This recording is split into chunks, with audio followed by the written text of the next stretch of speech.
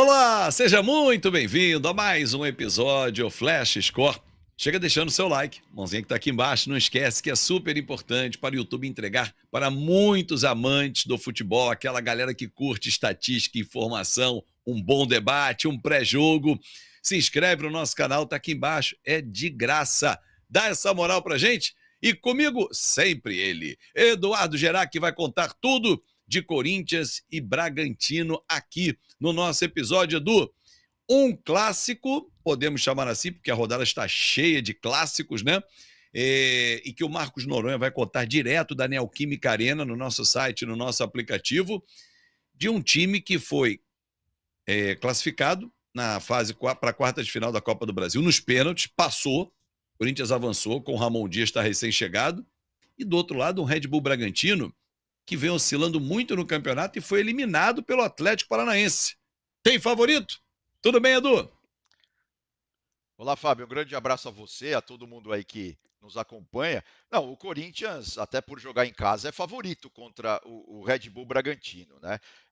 Lembrando que tem uma curiosidade, né? Eles vão jogar de novo no meio de semana pela Sul-Americana, né? O playoff ali das oitavas de final da Sula do Corinthians é contra o Red Bull e do Red Bull, obviamente, é contra o Corinthians. Não, o Corinthians, essa classificação pode ser uma virada de chave importante, né? O time realmente vem aí com a moral elevada, né? É claro que fez um jogo muito ruim contra o Grêmio. Bom, o Grêmio também fez um jogo muito ruim. Foi um jogo abaixo da crítica lá no Couto Pereira, né? O empate de 0-0, mas nos pênaltis o Corinthians foi melhor. Na verdade, foi bem melhor, né? Os jogadores do Grêmio não cobraram os pênaltis tão bem assim, mas enfim, isso é outra história. E o Corinthians que como a gente vem dizendo, né, tem um time até que muito bom, o elenco do Corinthians, principalmente os 11, os 11 titulares do Corinthians é realmente uma equipe ali que reúne jogadores com uma boa qualidade técnica, né?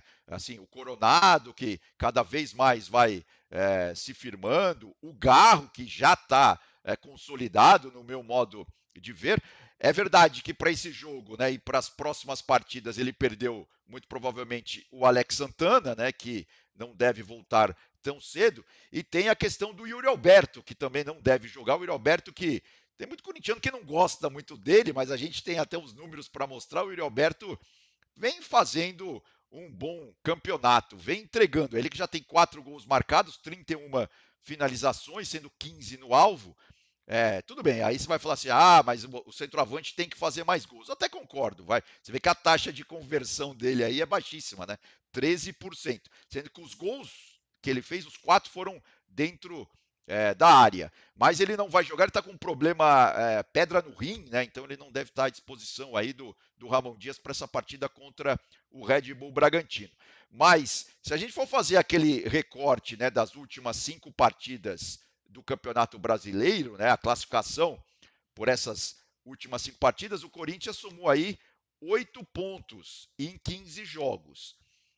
É meio a meio, né? Você pode olhar o copo meio cheio ou o copo meio vazio. Mas a vantagem é que se você fizer o mesmo recorte do lado do Red Bull Bragantino, o Red Bull Bragantino fez apenas 4 pontos nos últimos 5 jogos, ou seja, o Corinthians tem todas as condições aí de realmente de se impor, né? Jogando diante da sua torcida, no seu estádio, e quem sabe somar 3 pontos aí no Campeonato Brasileiro, Fábio.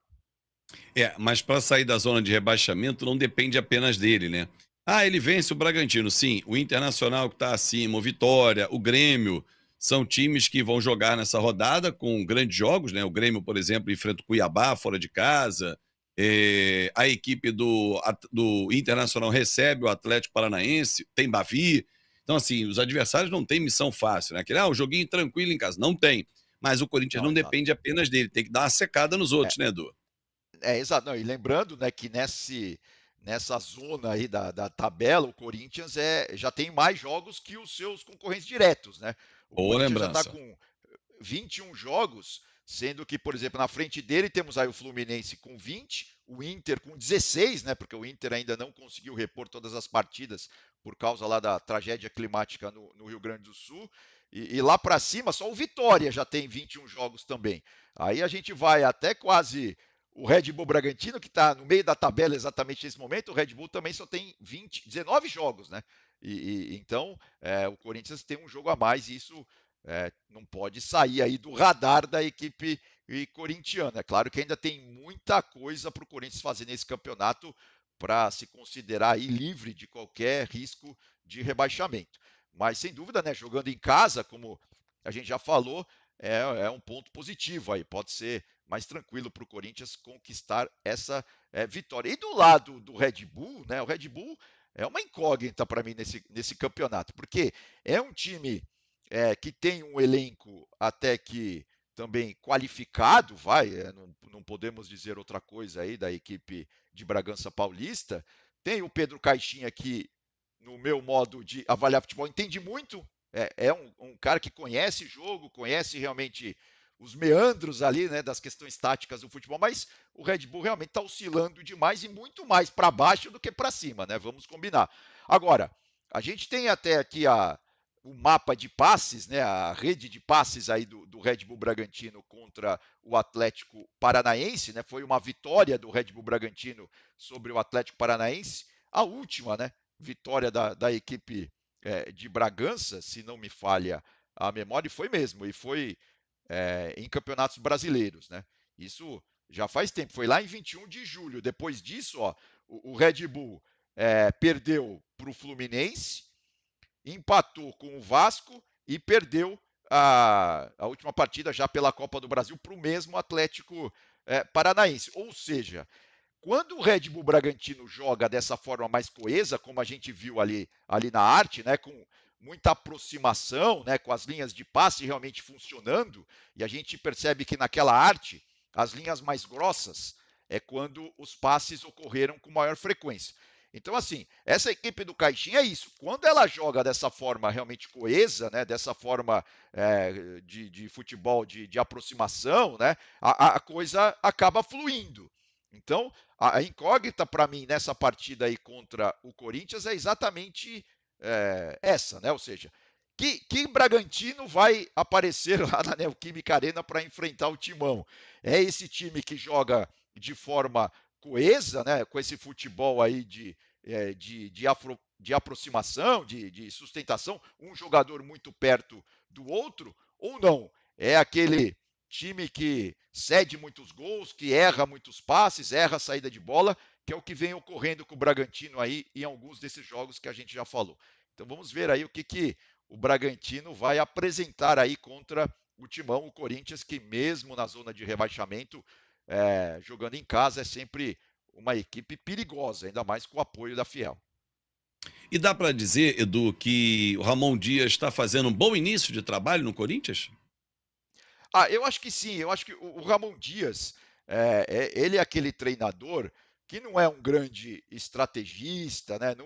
Não dá para ficar esperando dele grandes revoluções táticas, nada disso.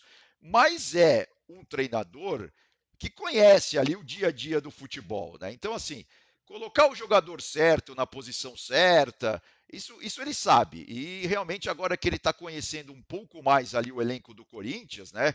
Apesar dessas baixas aí por contusão que a gente já citou, né? O caso do Alex Santana, do Yuri Alberto, enfim.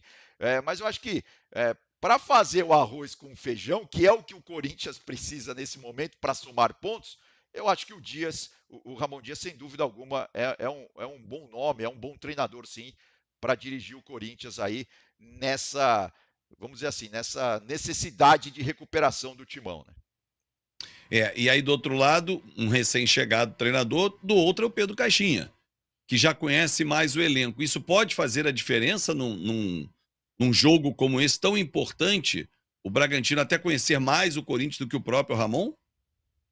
Não, pode sim, né? E como a gente já falou, o Pedro Caixinha, ele sabe montar uma boa equipe de futebol, né? O Red Bull Bragantino, desde o ano passado, né, já com o Pedro Caixinha, eu lembro, goleou o Flamengo ano passado, por exemplo, em Bragança, eu lembro, eu narrei esse jogo aqui para Flash Score, é uma equipe que realmente tem entregado, mas é que chega na hora H, o Red Bull Bragantino Talvez até por não ter tanta torcida, não ter tanta pressão, eu não sei o que acontece ali no meio do caminho, né? O grande problema do Red Bull Bragantino nas últimas partidas tem sido exatamente oscilação individual dos jogadores.